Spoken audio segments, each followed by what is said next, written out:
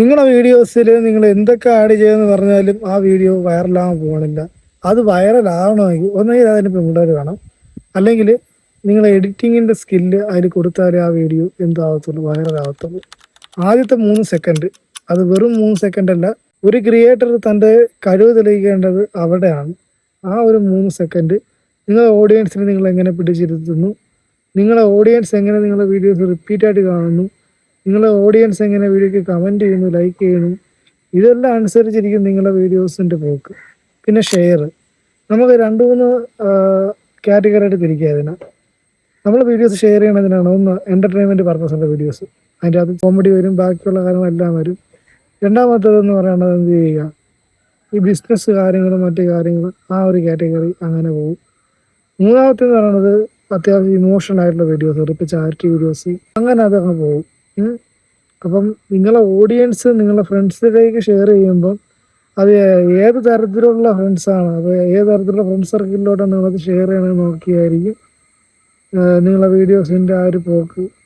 അപ്പം നിങ്ങൾ എന്ത് ചെയ്യണം, നിങ്ങളെ വീഡിയോസുകളിൽ നിങ്ങൾ ആഡ് ചെയ്യേണ്ടത്, ഇപ്പം ഫണ്ണാണെന്നുണ്ടെങ്കിൽ അത് കറക്റ്റ് ടൈമിങ് എന്ത് ചെയ്യുക, ഫണ്ട് നിങ്ങൾ ആഡ് ചെയ്യുക. അപ്പോൾ ഈ ക്ലിപ്പ് ആഡ് ചെയ്യുന്നതിന് വലിയൊരു പങ്ക് എഡിറ്ററിനാണ്. അപ്പോൾ ആ ക്ലിപ്പുകളൊക്കെ എവിടെ വയ്ക്കണം, എന്തിന് വയ്ക്കണം, അത് ആ ടൈമിന് യോജിക്കുന്ന ഏത് സൗണ്ട് എഫക്റ്റ് ആഡ് ചെയ്യണം എന്നുള്ളതൊക്കെ എഡിറ്ററിൻ്റെ കയ്യിലാണ് ഇരിക്കുന്നത്. അപ്പോൾ നിങ്ങളൊരു നിങ്ങളൊരു കണ്ടന്റ് ക്രിയേറ്റർ ആയി കഴിഞ്ഞാൽ നിങ്ങളൊരു എഡിറ്റർ ആവും, നിങ്ങളൊരു സ്ക്രിപ്റ്റ് റൈറ്റർ ആവും, നിങ്ങളുടെ എല്ലാം ആവും.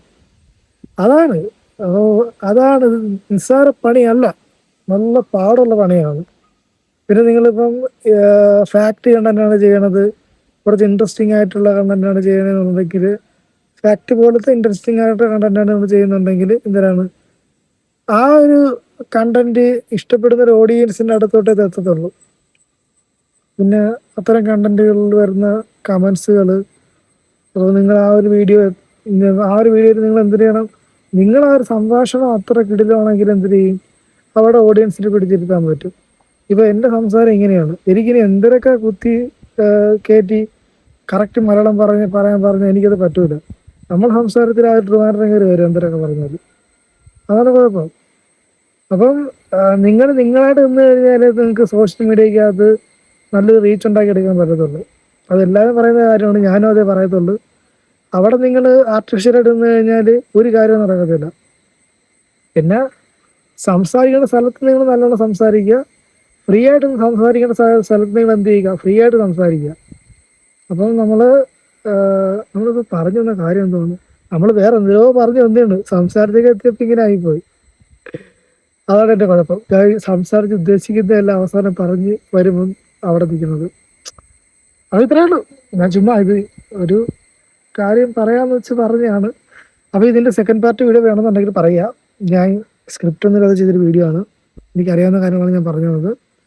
ഇനി എങ്ങനെ നിങ്ങളെ വീഡിയോസുകൾ വൈറലാക്കണം എന്നുള്ളതിനെ പറ്റി ഒരു ഡീറ്റെയിൽഡ് വീഡിയോ നമുക്ക് ഉടനെ ചെയ്യാം. അപ്പോൾ സെക്കൻഡ് പാർട്ട് വേണമെങ്കിൽ സെക്കൻഡ് പാർട്ട് വേണമെന്ന് ജസ്റ്റ് ഒന്ന് കമൻറ്റ് ചെയ്യുക. വീഡിയോ ഇഷ്ടപ്പെട്ട ലൈക്ക് ചെയ്യുക, ഷെയർ ചെയ്യുക, നിങ്ങളുടെ ഫ്രണ്ട്സിലേക്ക് എത്തിക്കുക. അടുത്തൊരു വീഡിയോ ആയിട്ട് നമുക്ക് അടുത്ത ദിവസം വീണ്ടും കാണാം.